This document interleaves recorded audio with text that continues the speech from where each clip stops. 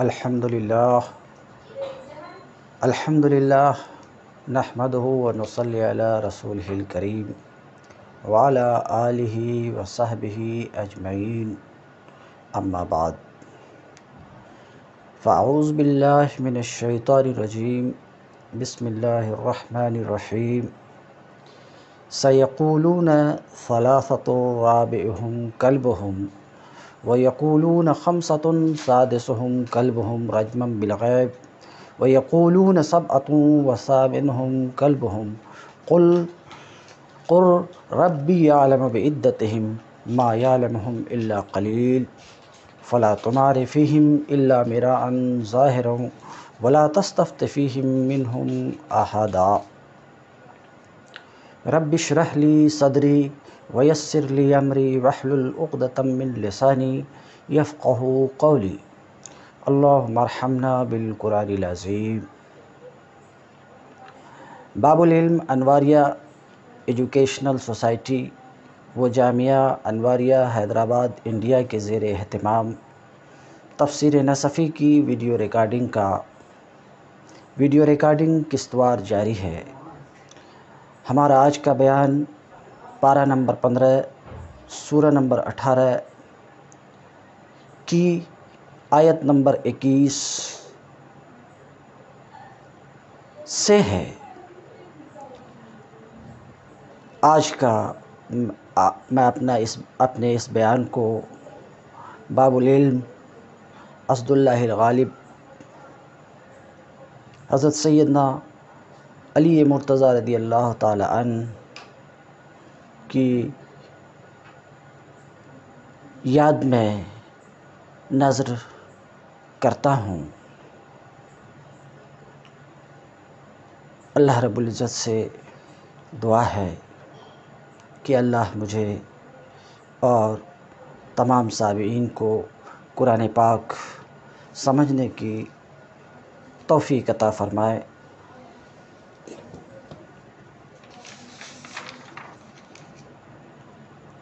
سیقولون ثلاثۃ رابعہم کلبہم، کچھ لوگ کہیں گے کہ وہ تین تھے۔ گفتگو جاری ہے اصحاب کہف کے بارے میں۔ کچھ لوگ کہیں گے کہ وہ تین تھے، چوتھا ان کا کتا تھا، اور کچھ لوگ کہیں گے کہ وہ پانچ تھے، چھٹا ان کا کتا تھا۔ رجمم بالغیب، بے تکی ہانکتے ہوئے، بے تکی ہانکتے ہیں۔ وَيَقُولُونَ سَبْعَةٌ، اور کچھ لوگ کہیں گے سبعۃ، وہ سات تھے، آٹھواں ان کا کتا تھا۔ ایک بار پھر میں اس آیت کا ترجمہ کرتا ہوں۔ سیقولون، کچھ لوگ کہیں گے کہ اصحاب کہف تین تھے، چوتھا ان کا کتا تھا۔ بات بالکل واضح ہے۔ اللہ رب العزت کی طرف سے خبر دی جا رہی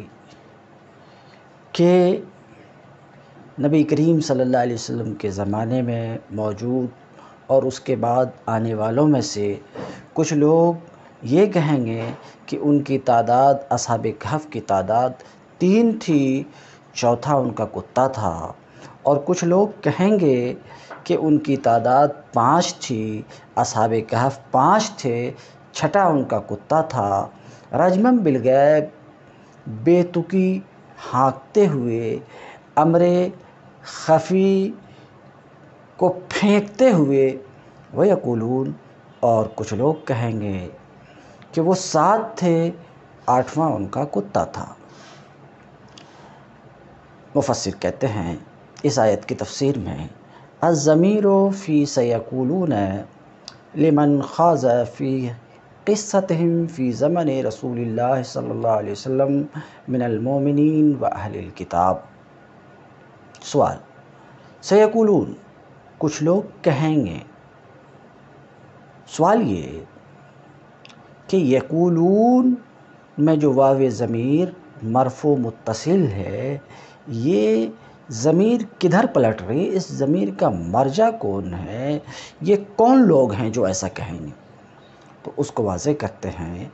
کہ سیقولون میں جو واو ضمیر ہے، سیقولون میں جو واو ضمیر ہے، یہ ضمیر کس کی ہے؟ اس ضمیر کا مرجع کون ہے؟ لمن خاض فی قصتہم، یہ ان لوگوں کے لیے ہے جو ان کے قصے میں، اصحاب کہف کے قصے میں، اصحاب کہف کے قصے میں گفتگو کیے نبی کریم صلی اللہ علیہ وسلم کے زمانے میں، خواہ وہ اہل ایمان سے ہوں، خواہ اہل کتاب سے۔ مختصر یہ کہ مفسر کہنا چاہ رہے ہیں کہ یہ ضمیر پلٹ رہی ہے ان لوگوں کی طرف جو لوگ نبی کریم صلی اللہ علیہ وسلم کے زمانے میں ان کے قصے میں گفتگو کیے، خواہ وہ اہل ایمان سے ہوں، خواہ وہ اہل کتاب سے، ان کی طرف یہ ضمیر پلٹ رہی ہے۔ سالو رسول اللہ صلی اللہ علیہ وسلم عنہم، کچھ لوگوں نے نبی کریم صلی اللہ علیہ وسلم سے ان کی تعداد کے بارے میں سوال کیا کہ اصحاب کہف کتنے تھے؟ فأخر الجواب الی ان یوحی الیہ فیہم، تو آپ صلی اللہ علیہ وسلم نے ان کی تعداد کے بارے میں وحی آنے تک جواب کو مؤخر فرمائے۔ بات صاف ہے، آپ صلی اللہ علیہ وسلم نے یہ فرمایا کہ انتظار کرو، وحی آتی تو ان کی تعداد تمہیں بتاتا ہوں۔ فنزلت اخباراً بما سیجری بینہم من اختلافہم فی عددہم، اس گفتگو سے یہ بات بھی واضح ہوئی کہ مفسر اس آیت کا رابطہ بتانا چاہ رہے ہیں۔ اس آیت کا رابطہ کہ کچھ لوگ ایسا بولیں گے، کچھ لوگ ایسا بولیں گے، اس آیت کا رابطہ کیا ہے، کیا تعلق ہے؟ تو اس کو بتاتے ہیں نازلت، فنزلت اخباراً بما سیجری بینہم،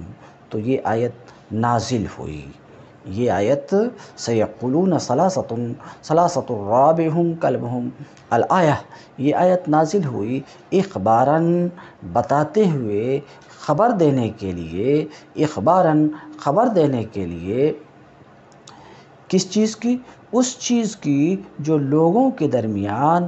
اختلاف رونما ہوگا ان کی تعداد کے بارے میں، اصحاب کہف کی تعداد کے بارے میں، اس بات کی خبر دینے کے لیے آیت نازل ہوئی، اور اس بات کی خبر دینے کے لیے کہ ان اختلاف کرنے والوں میں حق کو پہنچنے والے وہ ہیں جو اس بات کا قول کریں گے یا اس بات کا قول کرتے ہیں کہ وہ 7 تھے، 8واں ان کا کتا تھا۔ تو کہنا چاہ رہے ہیں کہ یہ آیت جو نازل ہوئی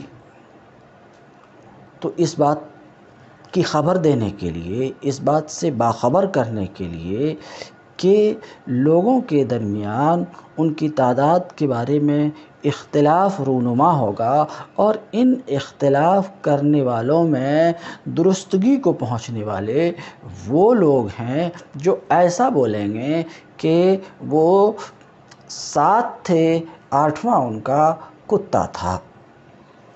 اس کو ذکر کرتے ہیں فنزلت اخباراً بما سیجری بینہم من اختلافہم، تو یہ آیت نازل ہوئی اخباراً، یہ آیت نازل ہوئی اس بات کو بتانے کے لیے جو ان کے درمیان، لوگوں کے درمیان اختلاف رونما ہوگا ان کی تعداد کے بارے میں، اور اس بات سے باخبر کرنے کے لیے کہ ان میں درستگی کو پہنچنے والے وہ ہیں جو کہیں گے، جو کہتے ہیں کہ وہ 7 تھے، 8واں ان کا کتا تھا۔ یروا، روایت کی جاتی ہے کہ سید دونوں لغت ہے، روایت کی جاتی کہ سید اور عاقب اور ان کے ساتھی جو سب کے سب نجرانی تھے۔ روایت کی جاتی کہ سید اور عاقب اور ان کے نجرانی ساتھی کانو عند النبی، یہ سب نبی کریم صلی اللہ علیہ وسلم کے پاس بیٹھے تھے، موجود تھے۔ فجرا ذکر سید عاقب یہ نصارہ میں سے تھے، اور نصارہ کے یہ دونوں بڑے عالم سمجھے جاتے تھے۔ یہ دونوں کے دونوں نجران کے رہنے والے تھے۔ ایک موقع سے نبی کریم صلی اللہ علیہ وسلم کے پاس حاضر ہوئے تھے۔ کانو عند النبی، یہ سب نبی کریم صلی اللہ علیہ وسلم کے پاس موجود تھے۔ فجرا ذکر اصحاب الکہف، تو اصحاب کہف کا ذکر چھڑ گیا۔ فقال السید وکان یعقوبیہ، تو سید نے کہا، درحال ہے کہ وہ یعنی سید یعقوبی فرقہ سے تعلق رکھتا تھا۔ یعقوبی فرقہ یعنی جس طرح آج مسلمانوں میں بہت سے فرقے ہیں، ایسے ہی نصارہ میں بھی بہت سے فرقے تھے۔ کوئی یعقوبی تھا، کوئی نستوری تھا، کوئی کچھ اور تھا۔ تو سید نے کہا، اور وہ یعقوبی فرقہ سے تعلق رکھتا تھا، اس نے یہ کہا، کانو ثلاثہ، اصحاب کہف 3 تھے اور چوتھا ان کا کتا تھا۔ تو سید کا ایسا کہنا ہوا کہ اصحاب کہف کی تعداد 3 تھی، چوتھا ان کا کتا تھا۔ وقال العاقب وکان نستوریہ، اور عاقب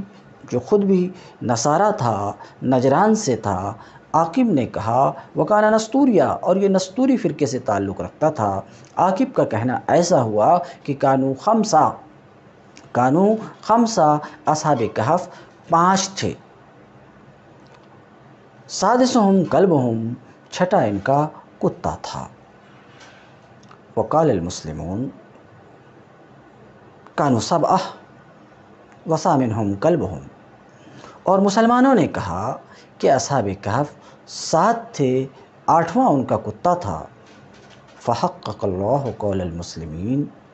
تو اللہ رب العزت نے مسلمانوں کے قول کو ثابت رکھا، مسلمانوں کے قول کو ثابت رکھا، یہ کہتے ہوئے کہ 7 وثامنہم کلبہم۔ اس کے بعد اللہ رب العزت نے رجمًا بالغیب کو نہیں بڑھایا، جیسا کہ پہلے 2 قول کے پیچھے رجمًا بالغیب کا اللہ رب العزت نے اضافہ فرمایا۔ اس کو مفسر کہتے ہیں کہ فحقق اللہ قول المسلمین، تو اللہ رب العزت نے مسلمانوں کے قول کو ثابت رکھا، مسلمانوں کے قول کو ثابت رکھا۔ وَإِنَّمَا عَرَفُوا ذَلِكَ بِإِخْبَارِ رسول اللہ صلی اللہ علیہ وسلم وَبِمَا ذَكَرْنَا مِن قَبْلُ۔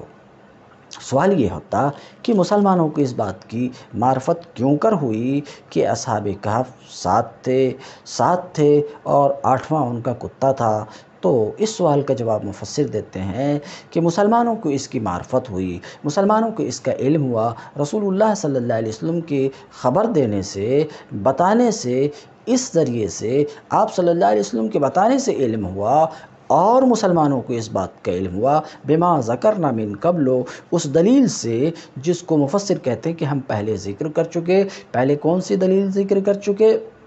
ما سبق میں گزر چکا۔ قال قائل منہم کم لبستم قالوا لبسنا یوما او بعض یوم، الآیہ، پوری آیت، یعنی یہ دلیل ما سبق میں گزر چکی، یہ دلیل ہے اس بات کی، یہ دلیل ہے اس بات کی، اس سے یہ بات معلوم ہوتی ہے، اللہ رب العزت کے یہ قول اس بات کے اوپر دلالت کرتا بقول مفسر کے کہ ان کی تعداد 7 تھی، اس کو کہہ رہے ہیں۔ پھر میں ایک بار اس کو واضح کروں گا انشاءاللہ کہ مسلمانوں کو اس کی جانکاری ہوئی، اس کا علم ہوا، ایک ذریعہ رسول اللہ صلی اللہ علیہ وسلم کی خبر دینے سے، بتانے سے، دوسرے ماقبل میں ہماری ذکر کردہ دلیل سے، جس کو پہلے میں خود بھی بیان کر چکا ہوں، اور دلیل یہ ہے کہ قال قائل منہم کم لبستم، تو دلیل جو ہے وہ یہ کہ قال قائل منہم میں یہ ایک ہوئے، ان میں سے ایک شخص نے کہا کم لبستم، کتنا ٹھہرے، کتنا ٹھہرے؟ ایک شخص نے یہ سوال کیا، اس کے جواب میں بولے لبسنا یومن و بعض یومن۔ لبسنا جمع ہے، اقل جمع 3 ہے، اقل جمع 3 ہے، اس سے اقل جمع 3 ہے، تو ایک تو یہ قائل سوال کرنے والے، دوسرے جواب دینے والے، وہ جمع ہیں 3 اور ایک 4 ہوئے۔ پھر ایک دوسری جماعت نے کہا اللہ عالم، ایک دوسری جماعت نے کہا کہ اللہ بہتر جانتا ہے کہ کتنا ہم ٹھہرے، یہ بھی جمع ہے اور اقل جمع 3 ہے، تو 3 3 6 1 7۔ تو اس سے بھی معلوم ہوتا بقول مفسر کے کہ اصحاب کہف کی تعداد 7 تھی۔ اسی کی طرف اشارہ کر رہے ہیں کہ انما عرفوا ذلک باخبار رسول اللہ وبما ذکرنا من قبل۔ مسلمانوں کو اس بات کی جانکاری ہوئی، مسلمانوں کو اس کی جانکاری کہ اصحاب کہف 7 تھے، ایک تو رسول اللہ صلی اللہ علیہ وسلم کے بتانے سے، اور دوسرا ذریعہ ہماری ماقبل میں ذکر کردہ دلیل سے۔ وعن علی رضی اللہ عنہ، اور حضرت علی رضی اللہ تعالی عنہ سے روایت ہے، ہم 7 نفر، اصحاب کہف 7 افراد ہیں، 7 اشخاص ہیں، اسماءہم جن کے نام اس طریقے سے ہیں۔ تو اس روایت کی روشنی میں حضرت علی سے صراحت اس بات کی، حضرت علی رضی اللہ تعالی عنہ باب العلم سے تصریح موجود ہے اس بات کی کہ اصحاب کہف 7 تھے، اسماءہم جن کے نام اس طریقے کے ہیں، اس طرح ہیں، کیا؟ یملیخا، مکشلینا، مشلینا، یہ 3 ہوئے۔ ہاؤلائے اصحاب یمین الملک، ملک یہ بادشاہ کے دائیں بازو بیٹھنے والے وزراء تھے، عہدیداران تھے۔ وکان ان یسارہی، اور بادشاہ کے بائیں بازو بیٹھنے والے وزراء اور عہدیداران میں مرنوش، دبرنوش، شازنوس تھے۔ وکان یستشیر ہؤلاء الستہ فی امرہ، اور بادشاہ ان چھوں سے مشورہ لیا کرتا تھا اپنے حکومت، اپنے ملک کے معاملے میں۔ ایسی عظیم شخصیات تھی یہ چھوں، جیسا کہ حضرت علی سے روایت ہے۔ والسابع، اور 7واں تو وہ رائی تھا، وہ رائی تھے۔ رائی، اس سے پہلے گزشتہ سبق میں رائی کو بیان کر چکا ہوں۔ رعا، یرعا، چرانا، رائی چرانے والا، چرواہا شفٹ۔ تو 7واں وہ چرواہا تھا جنہوں نے ان کی موافقت کی تھی اس وقت جب یہ اپنے بادشاہ دقیانوس سے اس کے خوف سے بھاگے تھے۔ وَاسْمُ مَدِينَتِهِمْ، اور ان کے شہر کا نام افسوس تھا۔ وَاسْمُ كَلْبِهِمْ قِطْمِير، اور ان کے کتے کا نام قطمیر تھا۔ وَسِينُ، ان کے کتے کا نام قطمیر تھا۔ اب سین الاستقبال سے مفسر صرفی گفتگو کرنا چاہ رہے ہیں اور بتانا یہ چاہ رہے ہیں کہ سیقولون، یقولون سے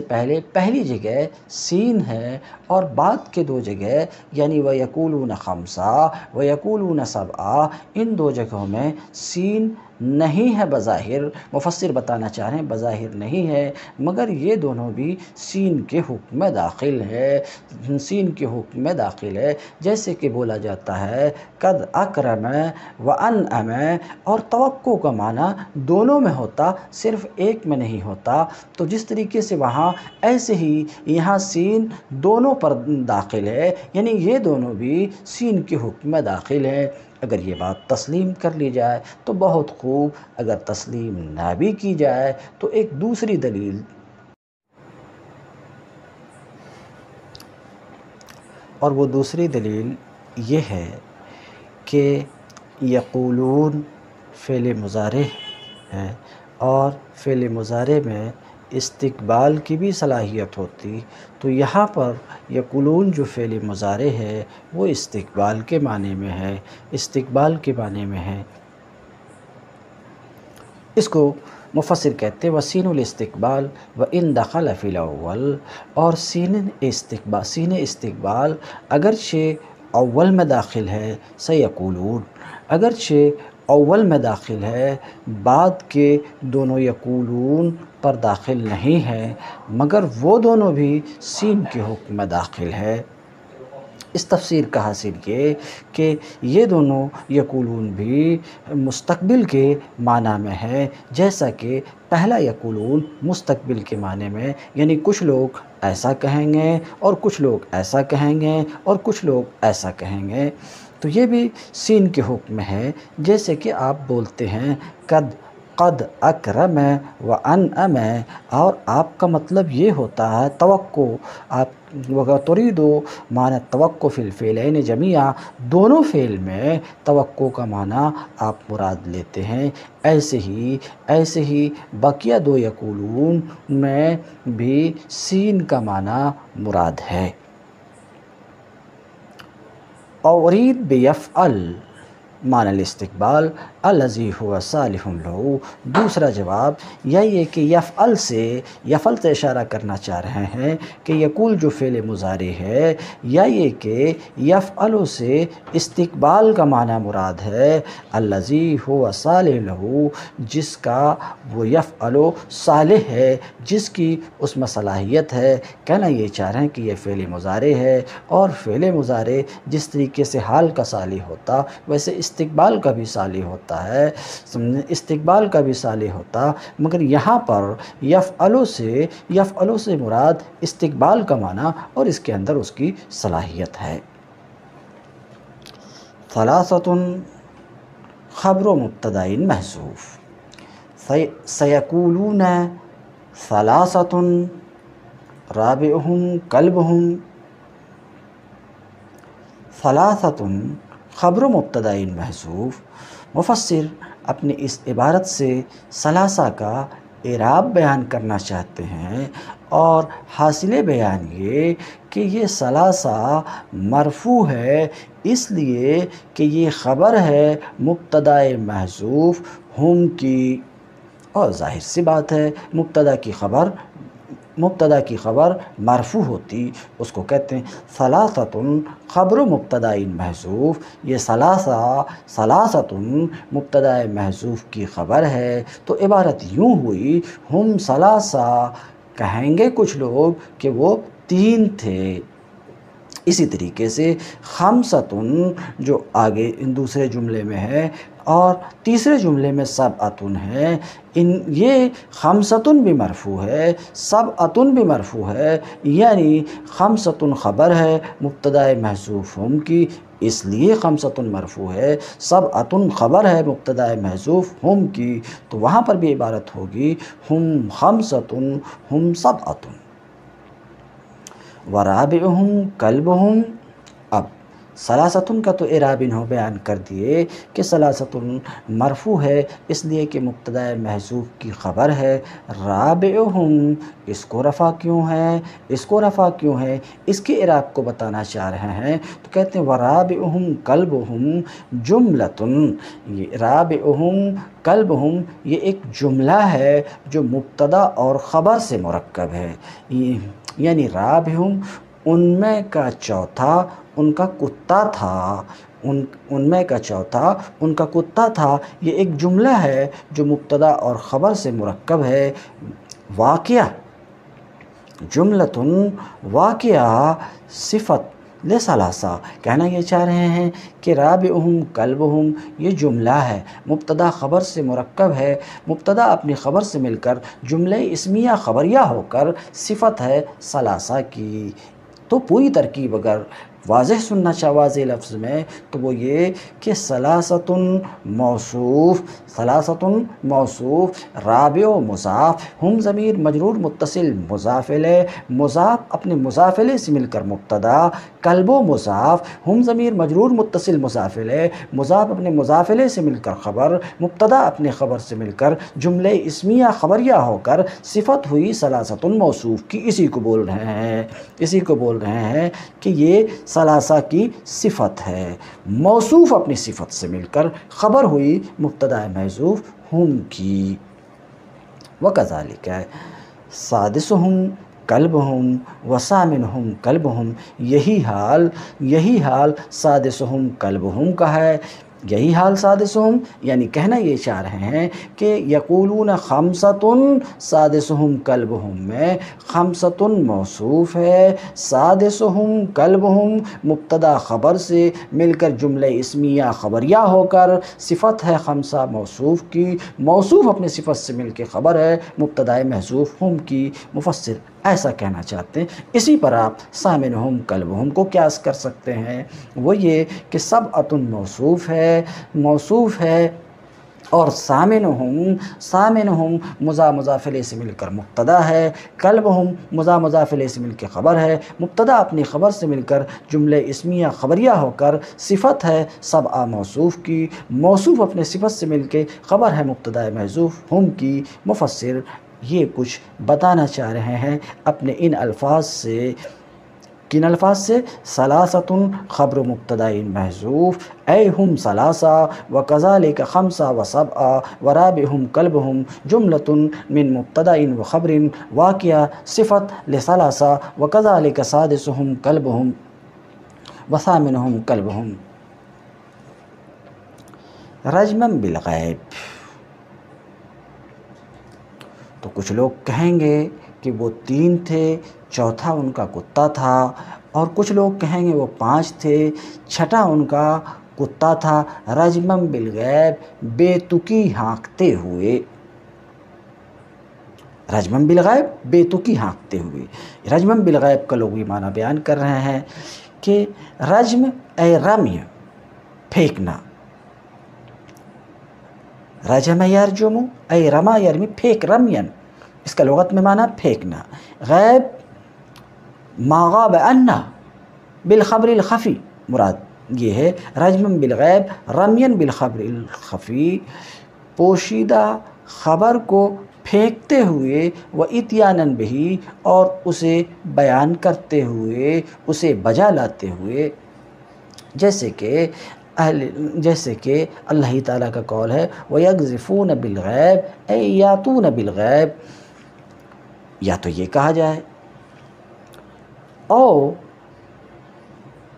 تو ایک معنی بقول مفسر جو بتانا چاہ رہے ہیں کہ رجمم بالغیب کا معنی یہ ہے کہ خبر خفی کو ایسا وہ بولتے ہیں، پوشیدہ خبر کو پھینکتے ہوئے ایسا بولتے ہیں، پھینکم پھاک کرتے ہیں، بے تکی ہانکتے ہیں، یا تو یہ معنی ہے، یا اہل عرب رجم بالغیب کو ظن کے معنی میں بھی استعمال کرتے ہیں، تو ظنن رجمم بالغیب کا معنی ہوا ظنن، ان کا یہ قول ظن و تخمین پر مبنی ہے۔ او وضع الرجم موضع الظن، یا رجم کو یہاں پر ظن کی جگہ رکھا گیا تو گویا کہ کہا گیا ظنن بالغیب، خبر خفی کا ظن کرتے ہوئے،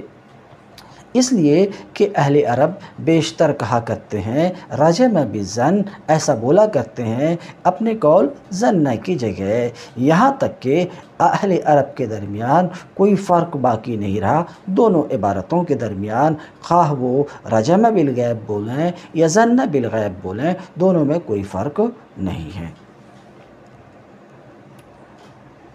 اب ایک سوال کا جواب، وَيَقُولُونَ سَبْعَةٌ وَثَامِنُهُمْ كَلْبُهُمْ، جیسا کہ بیان کیا گیا، مفسر نے بیان کیا کہ سبعہ موصوف ہے، ثامنہم اس کی صفت ہے، تو سوال یہ ہوتا کہ موصوف اور صفت کے درمیان یہ واو عاطفہ کیوں کر آیا؟ اس سوال کا جواب دے رہے ہیں والواو الداخلہ علی الجملۃ الثالثہ، والواو الداخلہ علی الجملۃ الثالثہ، اور وہ واو جو تیسرے جملے پر آیا ہے وَثَامِنُهُمْ كَلْبُهُمْ، وہ واو جو تیسرے جملے پر آیا ہے وہ معرفہ سے والواو الداخلہ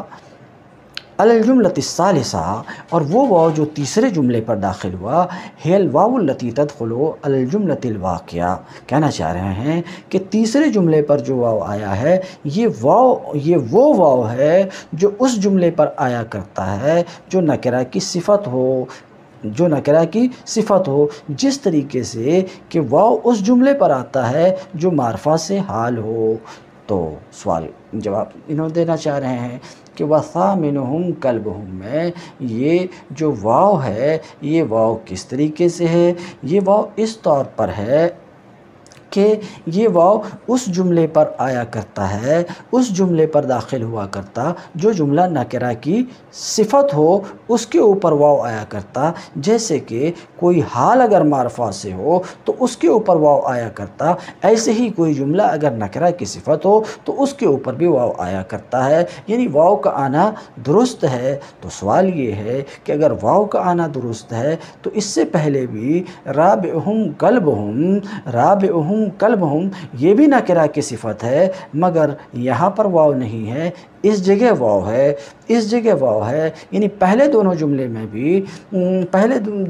میں بھی رابعہم کلبہم، سادسہم کلبہم یہ دونوں بھی نکرہ کی صفت ہے، مگر یہاں واو ندارد ہے، اور وثامنہم کلبہم یہ نکرہ کی صفت ہے، یہاں واو ہے۔ فائدہ کیا؟ یہ بات تو معلوم ہوئی کہ نکرہ کی صفت اگر جملہ ہو تو بغیر واو کے بھی درست ہے اور واو کے ساتھ بھی درست ہے، جیسا کہ مفسر نے واضح کیا۔ تو جب دونوں صورت میں درست ہے تو پھر واو کے داخل کرنے کا فائدہ کیا، اس کو مفسر بیان کرتے ہیں۔ والواو الداخلہ علی الجملۃ الثالثہ، وہ واو جو تیسرے جملے پر داخل ہے یہ وہ واو ہے جو اس جملے پر آیا کرتا ہے جو نکرہ کی صفت ہو، جیسے کہ یہ اس جملے پر آیا کرتا جو معرفہ سے حال ہو، جیسے کہ آپ کے اس قول میں جاءنی رجل ومعہ آخر، نکرہ کی صفت ہے، ومعہ آخر، اور یہ جملہ ہے۔ اور آپ کے اس قول میں مررت بزید وفی یدہ سیف حال ہے، اس سے پہلے یہ واو آیا ہے اس لیے کہ یہ معرفہ سے حال ہے۔ تو اس واو کا کیا فائدہ ہے؟ فائدتها توکید لصوق الصفت بالموصوف والدلالہ علی ان اتصافہ بها امر ثابت مستقر۔ اس واو کا فائدہ یہ ہے کہ یہ واو اس بات کا فائدہ دے رہا ہے کہ صفت موصوف سے متصل ہے، صفت موصوف سے متصل ہونے کی تاکید کر رہا ہے، اور اس والدلالہ یہ فائدہ ہے، صفت موصوف سے متصل ہونے کی تاکید کر رہا ہے، والدلالہ اور اس بات کو بتا رہا ہے کہ موصوف کا اس صفت سے متصف ہونا امر ثابت ہے، مستقر ہے۔ وَهَذِهِ الْوَاوُ هِيَ الَّتِي أَذَنَتْ، اور یہی تو وہ واو ہے جس نے خبر دی اس بات کی کہ وہ جنہوں نے یہ کہا کہ وہ 7 تھے، آٹھواں ان کا کتا تھا، اسی واو نے اس بات کی خبر دی کہ انہوں نے یہ بات ٹھوس علم کے بنا پر کہا، پھیکم پھاک کے بنا پر نہیں کہا۔ کما رجم غیرہم، جیسا کہ دوسرے لوگوں نے گمان کے بنا پر کہا، اور اس بات کی دلیل کہ انہوں نے ٹھوس علم کے بنا پر کیا، پھیکم پھاک نہیں کیا۔ اس کی دلیل یہ ہے کہ اللہ رب العزت ان اللہ تعالی اتبع القولین الاولین قولہ رجما بالغیب۔ اس بات کی دلیل یہ ہے کہ اللہ رب العزت نے اپنے پہلے دونوں قول کے بعد اپنے اس قول کو لایا، رجما بالغیب کو لایا، کہ ایسا بولتے کہ وہ 3 تھے، چوتھا ان کا کتا، کچھ لوگ ایسا کہیں گے کہ وہ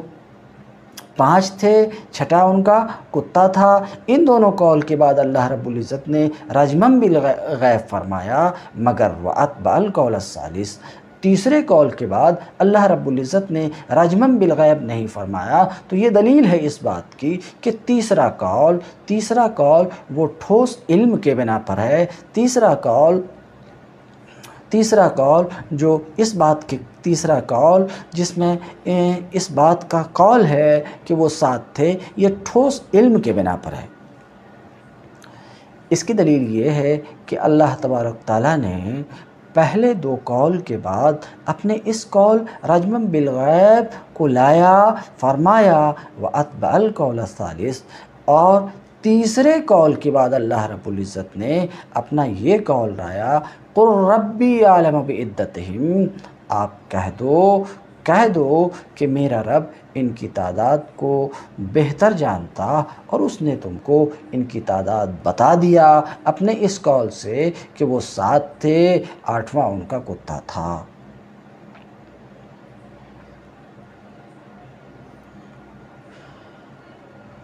ما یعلمہم الا قلیل،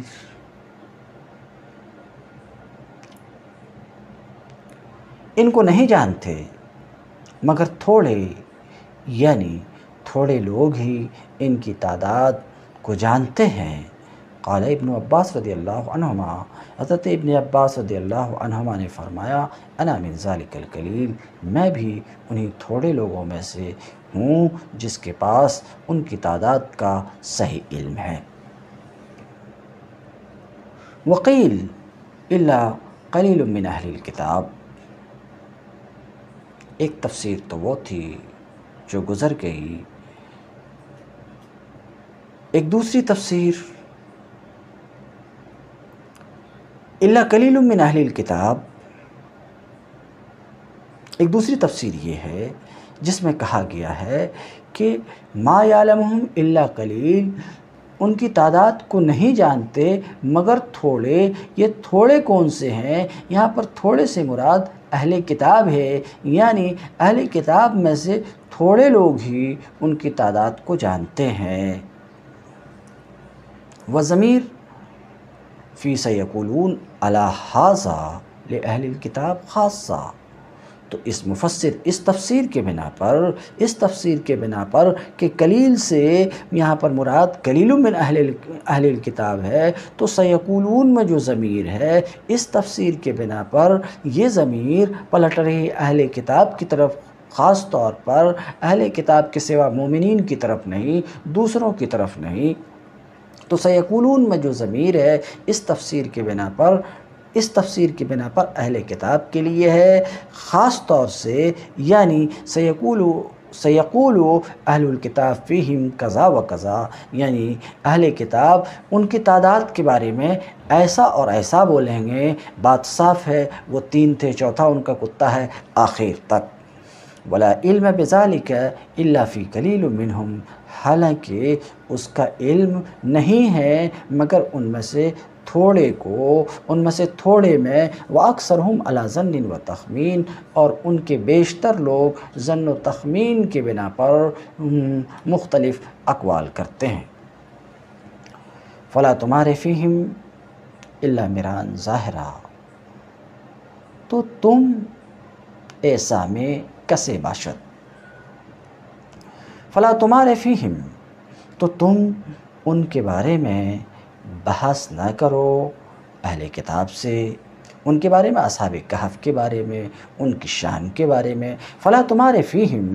تو تم ان کے بارے میں بحث نہ کرو، الا مراء ظاہرا، مگر سرسری بحث کہتے ہیں۔ فلا تمہارے فیہم ای فلا تجادل اہل الکتاب، اہل کتاب سے اشارہ کرنا چاہ رہے ہیں، پہلا مفعول مقدر ہے، اہل کتاب سے بحث نہ کرو، جدال نہ کرو، جھگڑا نہ کرو، فیہم ای فی شان اصحاب الکہف، اصحاب کہف کے معاملے میں ان سے جھگڑا نہ کرو، بحث نہ کرو، الا مراء ظاہرا ای الا جدالا ظاہرا، مگر سرسری بحث، غیر متعمق فیہ، ڈیپ بحث نہیں۔ اور سرسری بحث یہ ہے اگر بحث نہ کرو، اگر بحث بھی ہو تو سرسری بحث کرو، اور سرسری بحث یہ ہے کہ وہ ان تقص علیہم ما اوحی اللہ الیک فحسبہ، اور سرسری بحث یہ ہے کہ تم انہیں سنا دو، اہل کتاب کو سنا دو وہ جو اللہ نے تمہاری طرف وحی کی، بس اس سے آگے مت بڑھو، ولا تزید، اور آگے نہ بڑھو، ان کو جاہل بنائے بغیر آگے نہ بڑھو، ان کو جاہل بنانے کی کوشش نہ کرو۔ تو مران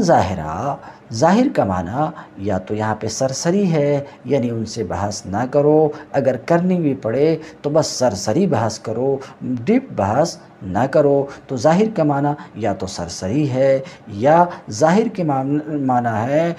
برسر عام لوگوں کے سامنے، تو کہتے ہیں او بمشہد من الناس، ان سے بحث نہ کرو مگر لوگوں کے سامنے، تاکہ تمہاری سچائی ظاہر ہو۔ ایک تفسیر یہ بھی ہے اور ایک تفسیر وہ بھی تھی۔ وَلَا تَسْتَفْتِ فِيهِمْ مِنْهُمْ أَحَدًا، اور ایسا میں تم ان کے بارے میں، اصحاب کہف کے بارے میں، ان میں سے، اہل کتاب میں سے کسی سے کچھ سوال نہ کرو، یعنی لا تسأل احدا منہم، تم ان میں سے کسی سے ان قصتہم، اصحاب کہف کے قصے کے بارے میں سوال نہ کرو، سوال متعنت لہو،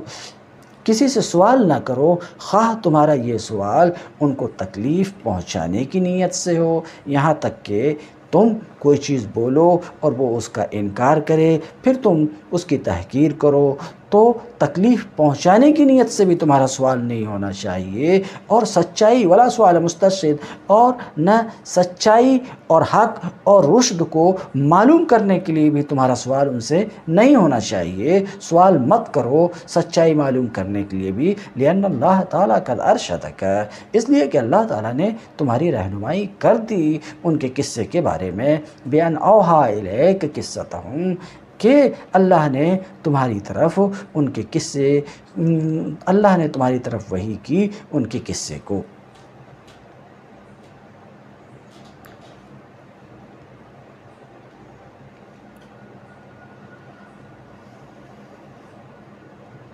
وَلَا تَقُولَنَّ لِشَيْءٍ إِنِّي فَاعِلٌ ذَلِكَ غَدًا إِلَّا أَن يَشَاءَ اللَّهُ،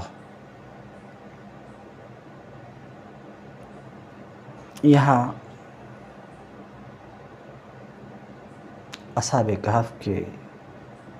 قصے کے درمیان نبی کریم صلی اللہ علیہ وسلم سے خطاب کر کے ایک تادیبی گفتگو ہوئی ہے، اور وہ یہ ہے کہ اللہ رب العزت فرماتا وَلَا تَقُولَنَّ لِشَيْءٍ إِنِّي فَاعِلٌ ذَلِكَ غَدًا، تم ہرگز کسی چیز کے لیے یہ نہ کہو کہ میں وہ کام کل کروں گا،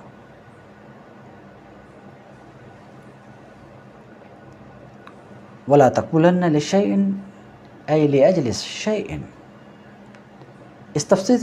سے مفسر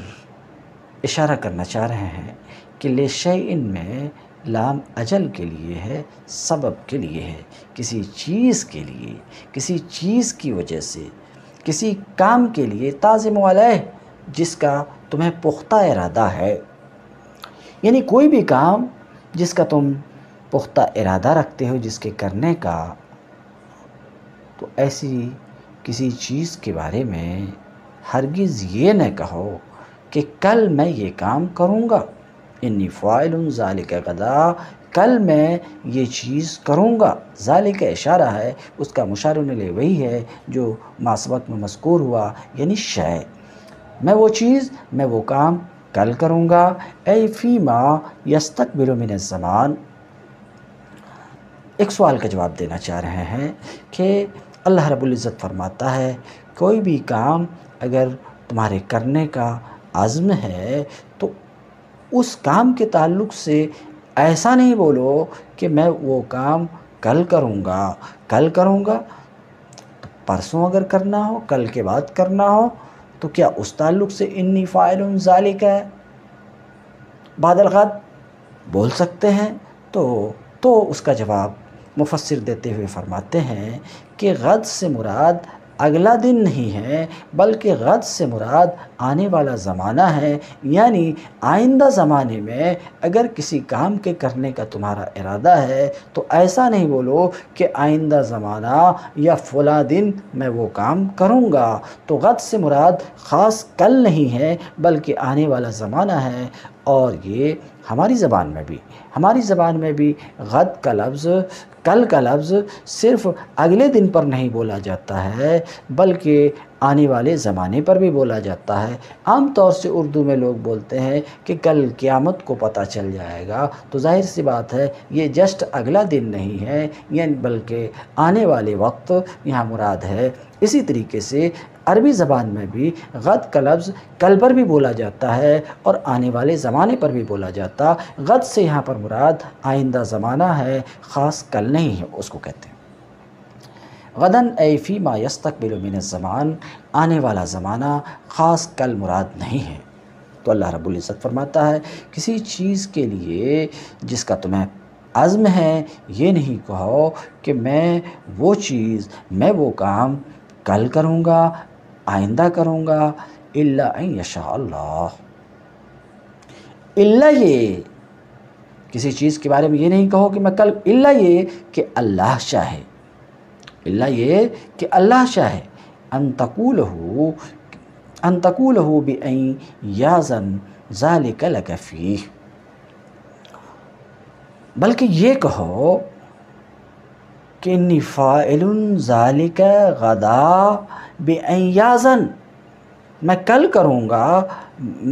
کروں گا، اللہ اس کام کی مجھے اجازت دے گا تو، یا تو یہ معنی ہے اس کا الا ان یشاء اللہ کا، او ولا تقولنہ الا بان یشاء اللہ، انی فاعل ذالک غدا نہ کہو الا یہ کہ اللہ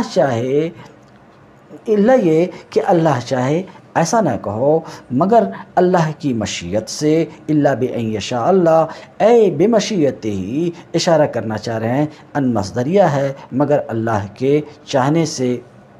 تو کسی چیز کے بارے میں یہ نہیں کہو کہ میں کل کروں گا مگر اللہ کے چاہنے سے، ان یشاء اللہ،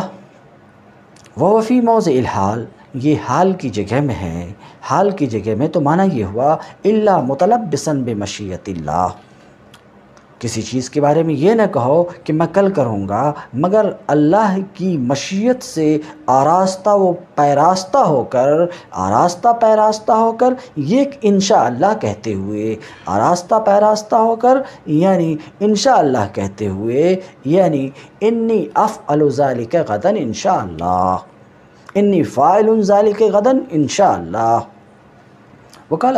زجاج، اور زجاج نے کہا اس کا معنی یہ ہے کہ وَلَا تَقُولَنَّ إِنِّي أَفْعَلُ ذَلِكَ إِلَّا مَشِيَّةِ اللَّهِ، تم یہ نہ کہو کہ میں وہ کام کروں گا مگر اللہ تعالیٰ کی مشیت سے، اس لیے کہ قائل کا قول انا افعل ذلك انشاءاللہ، اس کا معنی یہ ہے کہ لا افعلہ الا بمشیت اللہ، میں اس کام کو نہیں کروں گا مگر اللہ کی مشیت سے۔ وَلَا تَقُولَنَّ کہتے ہیں نہیں ہے، اور نہیں کا موجب تحریم ہے، تو مفسر افادہ کرنا چاہ رہے ہیں یہاں تحریم کے لیے نہیں ہے، تعدیب کے لیے ہے۔ ھذا نہی، نہیں یہ نہیں ہے، تعدیبی ہے اللہ تعالیٰ کی طرف سے اپنے نبی کے لیے۔ اس کا نزول کب ہوا، یہ آیت کب نازل ہوئی، سبب نزول، شان نزول کی طرف اشارہ کرتے ہیں۔ شان نزول یہ ہے حین قالت الیہود لقریش، کہ حین قالت الیہود لقریش، جس وقت یہود نے قریش کو سکھایا، قریش کے کچھ سرداروں کو سکھایا، یہود نے قریش کے کچھ بڑے لوگوں سے کہا سلوہ عن الروح، آپ اپنے شہر میں اپنے نبی سے سوال کریں روح کے بارے میں اور اصحاب کہف کے بارے میں اور ذوالقرنین کے بارے میں۔ تو یہود نے قریش کے کچھ سرداروں کو یہ سکھایا کہ آپ ان سے ان تین چیزوں کے بارے میں سوال کریں اور دیکھیں کہ انہوں کیا جواب دیتے۔ سلوہ عن الروح، ان سے پوچھیں روح کے بارے میں اور اصحاب کہف کے بارے میں اور ذوالقرنین کے بارے میں۔ فسألوہ، تو ان کے سکھانے سے قریش کے کچھ سردار نبی کریم صلی اللہ علیہ وسلم سے ان تینوں چیزوں کے متعلق سوال کیے۔ فقال، تو آپ صلی اللہ علیہ وسلم نے فرمایا ایتونی غدا اخبرکم، کل آؤ کل بتاؤں گا۔ ولم یستثنی، اور اس وقت آپ نے انشاءاللہ نہیں کہا، تو ہوا یہ کہ وحی آنے میں اتنی تاخیر ہوئی کہ آپ پر گراں گزرا۔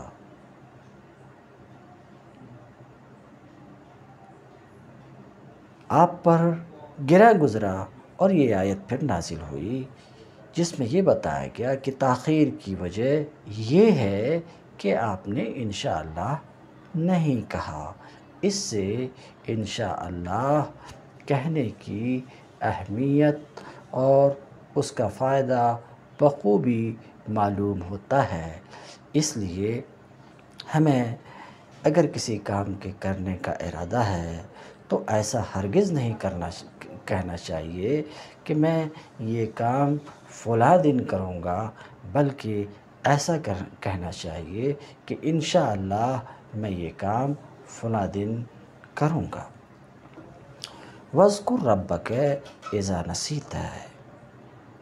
اور اپنے رب کو یاد کرو، اے مشیت ربک، مشیت ربک، اشارہ کرنا چاہ رہے ہیں کہ مشیت مقدر ہے کیونکہ گفتگو اسی میں چل رہی ہے۔ اپنے رب کی مشیت کو ذکر کرو، وَاذْكُرْ رَبَّكَ، اپنے رب کی مشیت کو ذکر کرو، یعنی مشیت کو ذکر کرو اور انشاءاللہ بولو۔ انشاءاللہ بولو یعنی کسی چیز کے تعلق سے کسی کام کے کرنے کا ارادہ ہے تو اس کام کے ساتھ انشاءاللہ بولو۔ وَاذْكُرْ رَبَّكَ أَيْ مَشِیَّتَ رَبِّكَ، اپنے رب کی مشیت کو ذکر کرو اور انشاءاللہ بولو۔ کب؟ اذا نسیت، اگر جب تم سے چوک ہو جائے، انشاءاللہ کہنا بھول جاؤ، یعنی جب تم سے سبقت کر جائے چوک۔ معنی یہ ہے اذا نسیت کلمۃ الاستثناء، جب تم کلمہ استثناء بھول جاؤ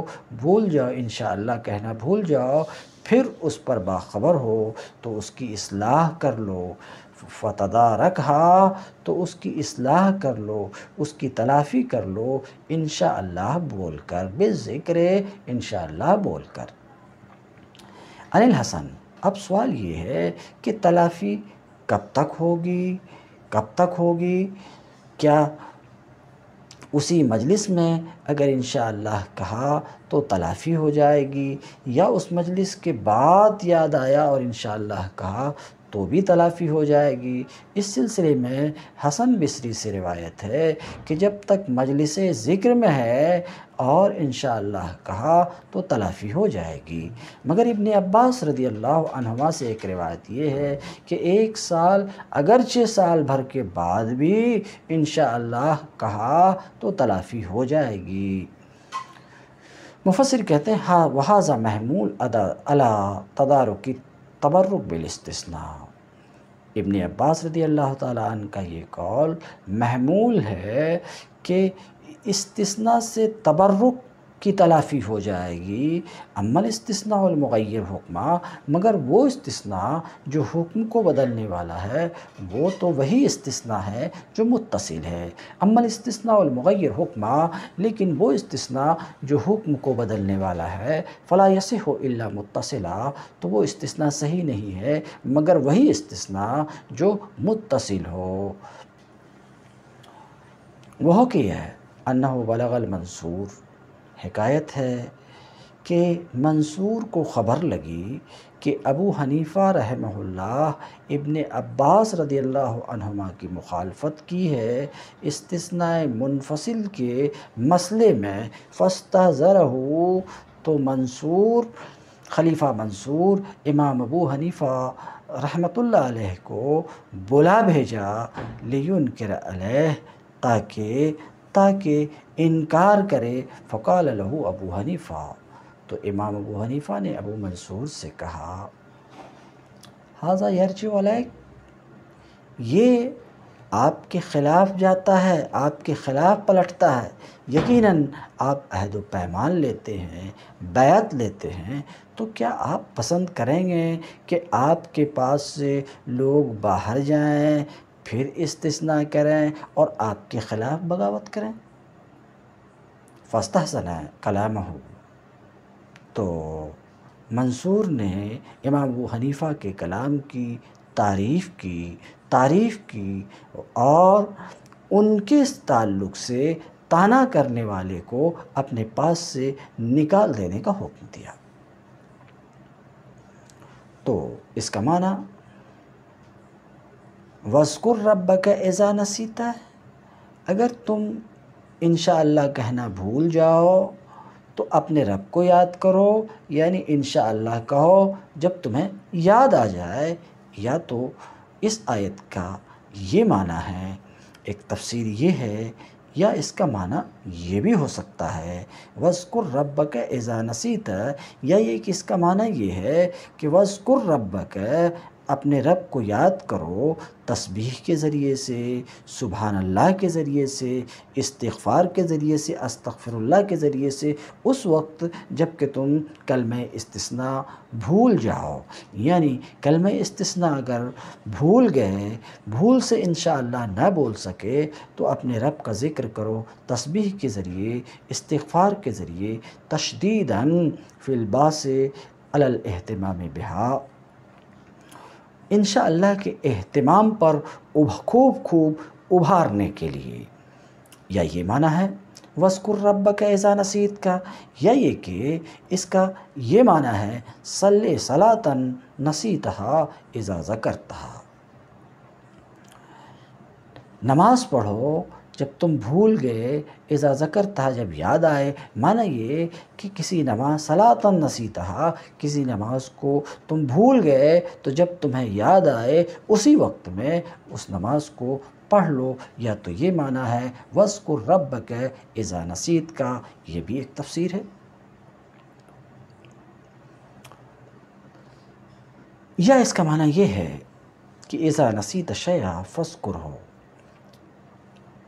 جب تم کوئی چیز بھول جاؤ تو اللہ کا ذکر کرو، اپنے رب کا ذکر کرو، تاکہ بھولی ہوئی چیز وہ تم کو یاد دلا دے۔ وَقُلْ عَسَىٰ أَن يَهْدِيَنِي رَبِّي لِأَقْرَبَ مِنْ هَٰذَا رَشَدًا، اور کہو امید ہے میرا رب اس معاملے میں رشد سے قریب تر بات کی طرف میری رہنمائی فرما دے گا۔ یعنی اذا نسیت شیئا، جب تم کسی چیز کو بھول جاؤ تو اپنے رب کا ذکر کرو، اور وذکر ربک عند نسیانہ، اور بھولنے کے وقت اپنے رب کا ذکر یہ ہے کہ تم ایسا کہو، کیسا کہو، عسیٰ ان یہدینی، عسیٰ ربی ان یہدینی لشیء آخر بدل ھذا المنسی، امید ہے کہ ان قریب میرا رب میری رہنمائی کرے گا کسی دوسری چیز کی طرف، اس بھولی ہوئی چیز کے بدلے میں جو رشد و ہدایت کے اعتبار سے اس سے قریب تر ہوگی اور اچھائی اور منفعت کے اعتبار سے قریب تر ہوگی۔ ان یہدینی ان ترنی ان یوتینی ان تعلمانی،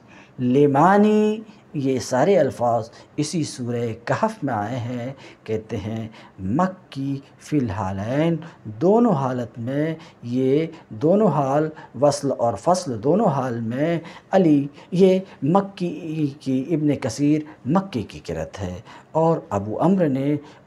ان کی موافقت کی ہے، اور مدنی قرأت بھی یہی ہے وصل کی حالت میں۔ وَلَبِثُوا فِي كَهْفِهِمْ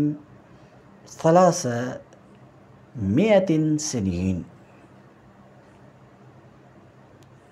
اور وہ اپنے غار میں، اصحاب کہف، وہ اپنے غار میں